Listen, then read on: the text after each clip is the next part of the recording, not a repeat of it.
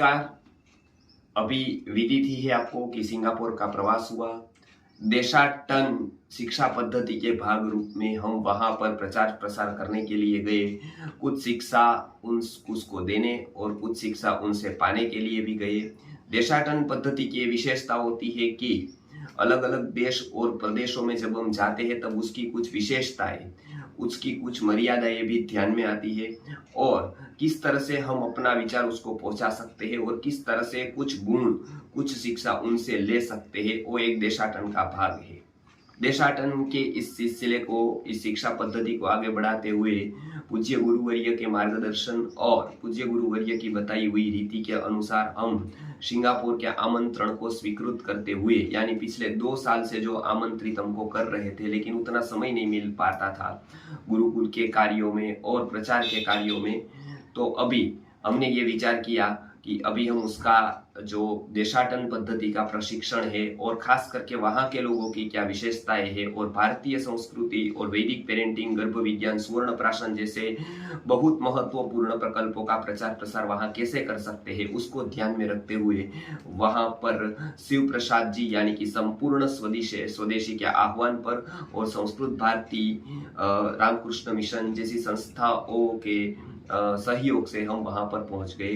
कार्यक्रम 2-3 संस्थाओं में हुआ। रामकृष्ण मिशन में कार्यक्रम हुआ जिसका वीडियो हम अभी अपलोड करेंगे। खास करके और संस्थानों को मिलना हुआ। बहुत सारी वस्तुएं, उस प्रदेश की विशेषता देखी। यदि हम आयुर्वेद के विषय में देखें तो वहां बहुत लोग जानने को उत्सुक थे।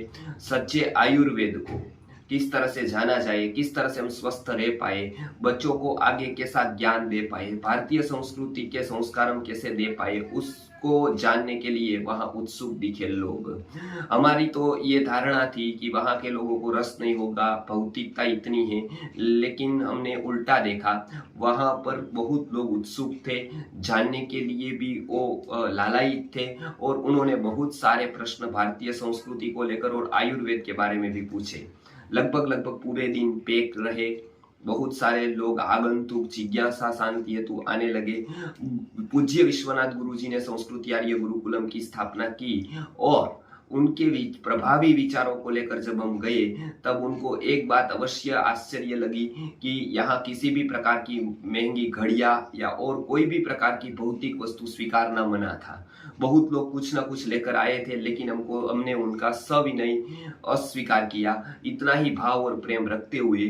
क्योंकि भौतिकता प्रधान न हो जाए उसको ध्यान में रखते हुए संस्कृति आर्य गुरुकुलम के कुछ सिद्धांत है। हमारा आकर्षण, हमारा प्रभाव केवल और केवल विचारों से और चारित्र से ही होना चाहिए, न कि कोई भौतिक वस्तुओं से। इसके लिए किसी भी प्रकार की भौतिक चीज को न स्वीकारते हुए अयाचक व्रत को धारण करते हुए वहां गए। किसी भी प्रकार की अपील या फंड न लेते हुए केवल और केवल निस्वार्थ भाव से आयुर्वेद का प्रचार प्रसार, भारतीय संस्कृति के गर्भ विज्ञान का प्रचार प्रसार वहां हो और वहां संतति उत्तम बने और भारतीय संस्कार वहां पर भी कुछ हद तक जागरूक रख पाए।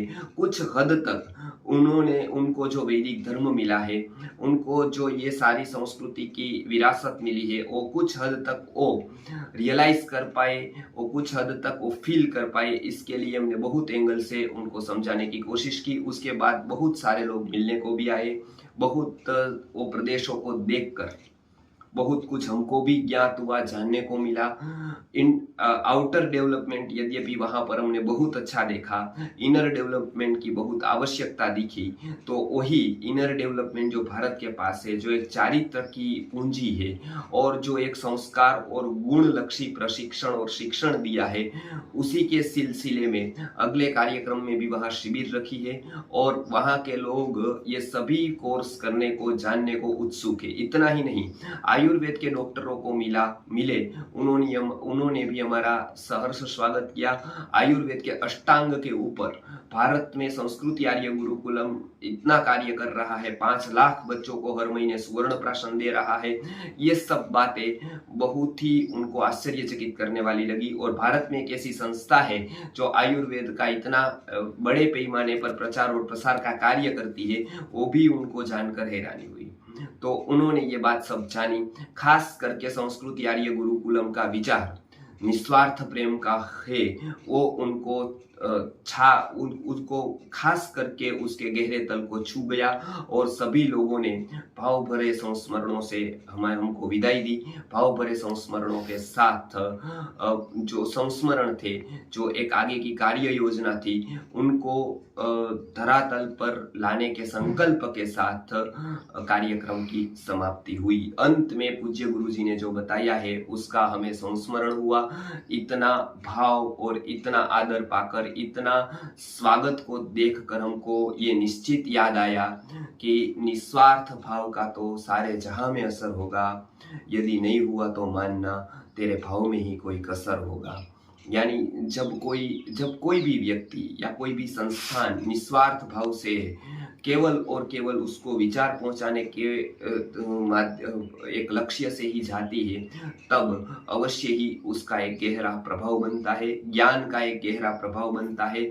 और निस्वार्थ भाव का तो सारे जहां पर तो असर होगा ही, और यदि नहीं होता है तो मानना कि हमारे में भाव पे ही कोई कसर होता है। तो ये बात हमको वहां पर चरितार्थ दिखी, वहां पर वो प्रात्यक्षिक दिखी। यही संस्मरणों के साथ अगली शिविर का नियोजन अभी अगस्त में होने वाला है, और वहां पर एम्बेसी में मिले, वहां पर अलग अलग जगह पर गए और उन्होंने भी हमारा सहर्ष स्वागत करते हुए कार्यक्रम करने की मंजूरी दी। तो ऐसे अनेक स्थानों पर अभी संस्कृति आर्य गुरुकुलम द्वारा आयुर्वेद, गर्भ विज्ञान एवं वैदिक पेरेंटिंग के विभिन्न कार्यक्रमों की योजना हो रही है। आसपास के देशों में भी ये कार्य योजना बनाई जा रही है, ताकि भारतीय संस्कृति के हम इस प्रभावी विचार को 7 समंदर पार तक ले जाए और वहां पर भी स्थिर कर पाए। नमस्कार।